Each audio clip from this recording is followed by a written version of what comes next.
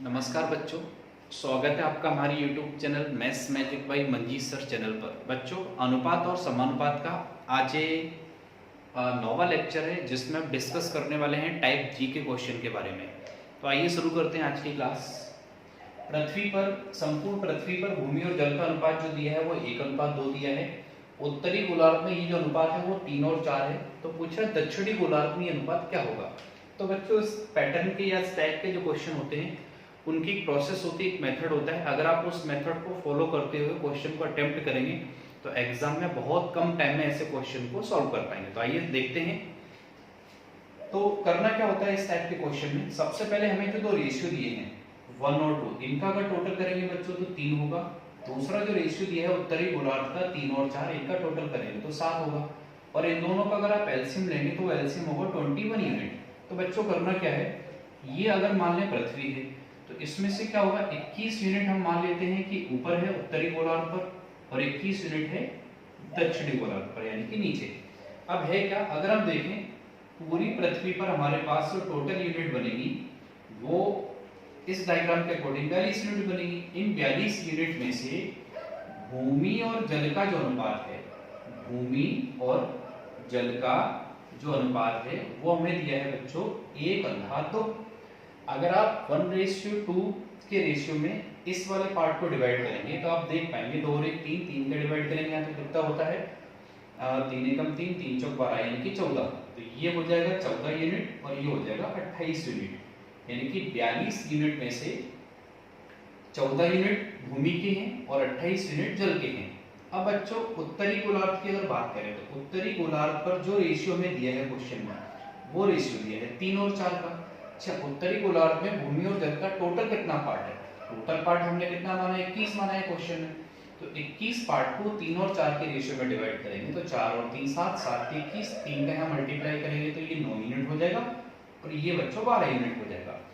अब हमें ये पता करना है कि दक्षिणी गोलार्ध पर ये अनुपात क्या होगा। तो बच्चों दक्षिणी गोलार्ध पर भी 21 यूनिट रही होगी। अब हमें करना क्या है कि अगर हम यहाँ देखें ओवरऑल जो पृथ्वी पर भूमि थी वो कितनी यूनिट थी 14। तो 14 में से 9 यूनिट भूमि कहाँ थी, उत्तरी गोलार्ध पर। तो दक्षिणी गोलार्ध पर जो भूमि बची होगी वो कितने यूनिट बची होगी, 5 यूनिट। ऐसे ही पृथ्वी पर जो जल है वो कितनी यूनिट है, 28 यूनिट में से 12 यूनिट जो जल है वो उत्तरी गोलार्ध पे है। तो दक्षिणी गोलार्ध पर जो जल बचा होगा वो कितने यूनिट बचा होगा, 16। तो इस ऑप्शन को आप ठीक कर लीजिए। तो हमारे इस क्वेश्चन का जो आंसर आएगा वो क्या आएगा बच्चों, 5:16। तो उम्मीद करता हूँ ये क्वेश्चन आपको समझ आया होगा और इसी टाइप का जो एक और क्वेश्चन है उस पर हम डिस्कस करते हैं क्वेश्चन नंबर 2 पर। तब तक आप पहले क्वेश्चन को नोट कीजिए।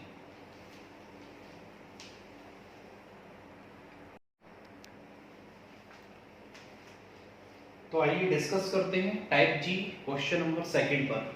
तो जैसा कि हम देख पा रहे हैं एक चित्र में नीले और पीले रंग का जो अनुपात है वो 4:3 है। तो एक चित्र है, एक कोई डायग्राम है जिसमें कि 2 कलर है, एक नीला है और एक पीला है।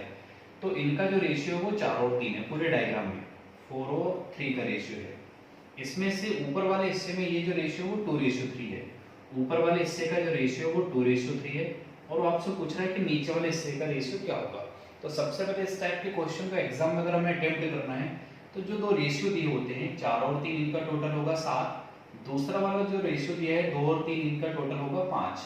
तो इन दोनों का अगर हम एलसीएम लेंगे तो वो हमें मिलेगा 35। करना क्या है, इसके बाद हमें 35 यूनिट हमें माननी है ऊपर वाले हिस्से की, 35 यूनिट ही हमें माननी है नीचे वाले हिस्से की।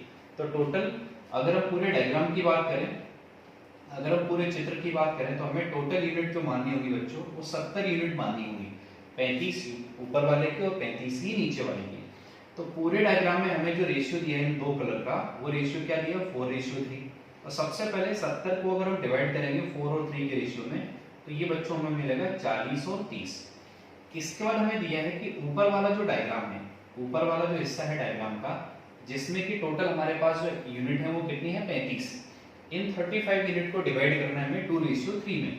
तो 35 यूनिट को 2:3 में अगर डिवाइड करेंगे तो 3 और 2 5, 5 का डिवाइड करेंगे इसमें तो 7 आएगा, 7 का वापस से मल्टीप्लाई करेंगे तो बच्चों यहाँ 7 दूनी 14 और 7 की 21।